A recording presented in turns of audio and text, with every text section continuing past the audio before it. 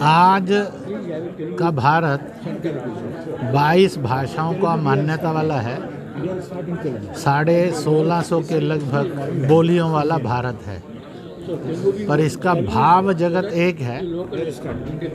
इसको ईश्वर कहा, खुदा कहा, गॉड कहा, भगवान कहा, वाहेगुरु कहा, रब कहा, अल्लाह कहा, पर इसका भाव जगत है। मालिक एक है, नाम अनेक हैं और वह ऊपर वाला है।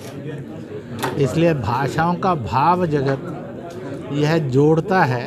इसलिए भाषाएं विभाजन नहीं है, अनेकता नहीं है, ये वैरायटी है, विविधता है, जिसका अर्थ है सौंदर्य, खूबसूरती, रोशनी और तहजीब, कल्चर। और इस प्रकार से आज इस विश्वविद्यालय के इस संगोष्ठी में सबने मिलकर ये तय किया कि भाषाओं और बोलियों के भाव जगत को अगर समझाएंगे तो conflicts between religions, untouchability between caste and there is hatredness in gender, it will vanish. और हमें कोई भड़का नहीं सकेगा, बल्कि हम सब मिलकर बनेंगे और भारत को बनाएंगे। इसलिए भाषाएं और बोलियों का भाव जगत एक था, एक है और एक ही रहेगा।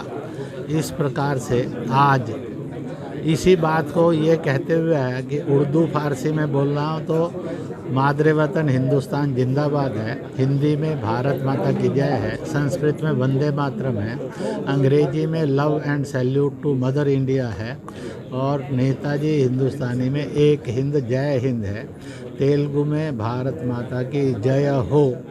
ऐसे भाव एक ही है, अपने वतन से प्यार करना और उसकी हिफाजत, तरक्की और कुर्बानी के लिए रास्ता लेकर चलना।